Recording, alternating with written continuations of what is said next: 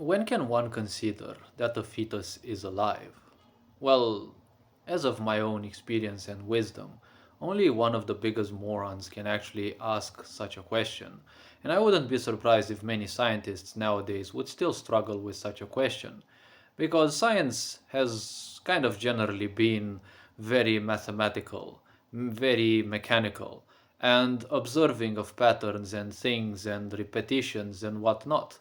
But a question that lies very easily with many sciences is that it always seems to miss the life that is in everything. See, I've been a pantheist since birth. Not by choice, but I have been since birth. And I have, well, shared my immense amount of pains because of that. Because once you can feel so much pain around you in your environment, I assure you that can be excruciating without anyone actually needing to hurt you physically, specifically. You can suffer so much of your ancestors' pains and the such. But going back to the topic, see, science nowadays says that viruses, for example, um, are dead, yes. Science says that, they don't have a metabolism, so they are dead, yes. But the question is, how do you know they don't have a metabolism? Yes? Just because they don't eat and shit, it doesn't mean that they don't necessarily have a metabolism. See, those little things move around. They have an ancient awareness that you're not aware of. Yes?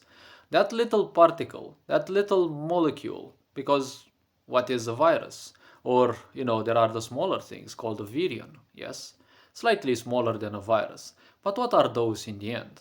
Well, the smallest definition of a virus is a molecule that is protected by a capsid or something which I guess it's called capsid in English, and it is like, let's say, a protective shell. Yes? And the virus itself is nothing much, it's just a molecule of RNA. But that molecule is not just some floating particles. Those little floating particles will enter your body, know exactly where to go, know exactly if they are in the right body or not, and they will go specifically to the targets that they know they have to hijack. And even if they are 1 million times smaller than a human cell, they know exactly what to hijack in your cells so that it makes it produce more of its own instead. I don't know why you would be stupid enough to believe that that is not alive. Yes? Just because you don't see the movement in a tree, or just because the tree doesn't move on its own, or you do not perceive those movements, it doesn't mean that the tree is not alive. Yes? So, the point be said, that little virus can bring you doom, yes, if you're not taking it into account. You can ignore it as much as possible, similar with bacteria and the such. But bacteria are highly active, chemically speaking. They can synthesize dozens, if not hundreds, of different substances. So they definitely feel much more alive. But people will simply disregard the little piece of molecule, just like they disregard everything that is not important. Yes, they disregard most of their problems in life, but when those problems hit them in their face, those problems feel far more alive than they feel. Yes, because they think suddenly of those little problems of theirs as if, there is no more personal life, there is no more something, just big issue, just big problem, and well, that's it. They just imagine themselves and love imagining themselves as just slaves of that consequence, of that situation, of that environmental aspect, issue, whatever they want to call it. Yes? So, the easiest way to take into account whether a fetus is alive or not is very simple. What is a fetus other than the communion in between two reproductive sexes? Yes, the two reproductive cells of those genders. Well, will fuse together and nature will do its part. And, well, it will create whatever you want to call it. But it is nothing else but a piece of life. See, the world you live in lacks meaning so much that you have become so meaningless. You have become so lacking in attention span even. You have become so lacking emotionally. Yes, that you simply cannot comprehend the fact that you're not just one single entity. You are the collective existence of billions upon billions of cells that each coexists and does its own stuff. Yes, You have a whole society of cells within you. You can look at that as a cosmos. You can look at that at anything. You can look at your physical body as a microcosm, because within that there lie cells. Each of those cells is like a, like a galaxy. Yes, they have a nucleus and they have currents and they have everything, right? Just like a little galaxy.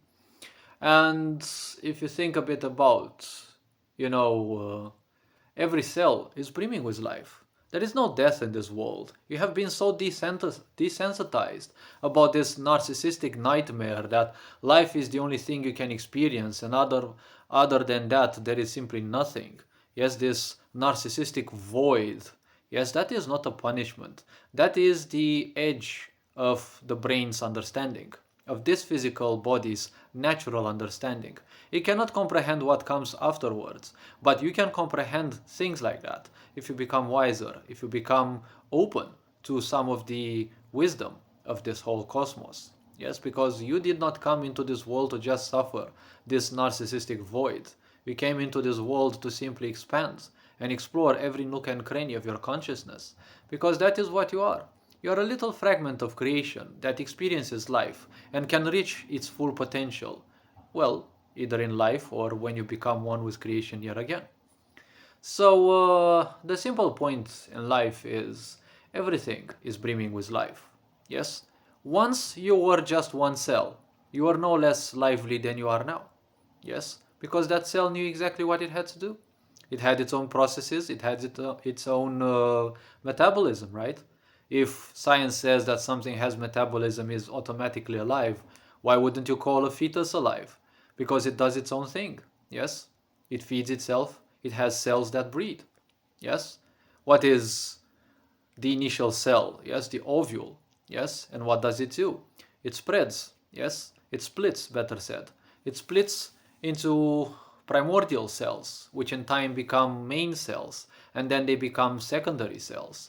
Yes, which become your tissues, your other more hyper specialized parts of your own body.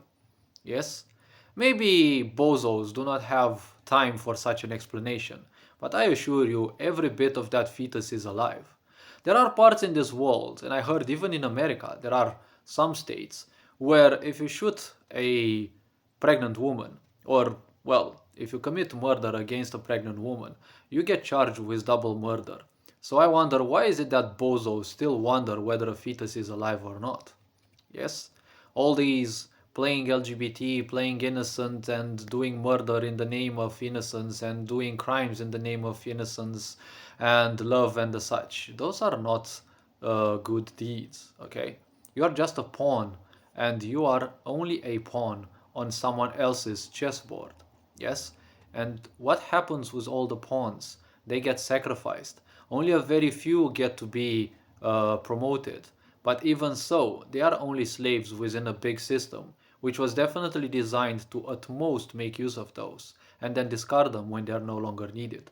That is the destiny of everyone who chooses to be a traitor.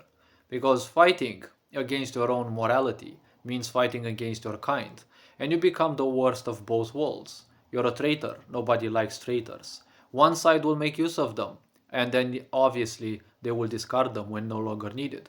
Because whoever betrays one, obviously you cannot trust them to not betray it twice. Yes? A second time, let's put it so. So, a fetus has numerous cells which are evolving. Those cells have their own metabolism, so they are alive. So, why not the whole be alive as well? Right? You have cells, you have organs developing, you have everything possible. Yes? The piece of life that will inhabit that body, or whatever you call it, the soul maybe, that will come sooner or later, after 2 months, or I don't know, depends, several weeks, 2 months, 3 months, depending on how elevated that physical body is. Life will take longer or shorter to inhabit that physical body. Yes, afterwards, definitely alive, but still, till then, it is still a physical body which is alive. Yes, you will not be able to call it a murder unless that physical body which is under birth, yes, under the process of birth, until that physical body is inhabited by life, Until then, you cannot necessarily call it alive. Yes, that is one point, but it is still alive. It still has a life of its own, and nature is still doing its miracles with that. Yes, if you kill that, it bleeds. Why? Because it is alive. What is blood other than life force? Yes? So stop pretending about stupid things. You're just being made use of. You're being played like a fiddle. And, well, unfortunately, all fiddles are also discarded at the end. So hopefully this video raised a bit of awareness. You are appreciated, take care, enjoy life. And this being said, Ferenc Board signing out.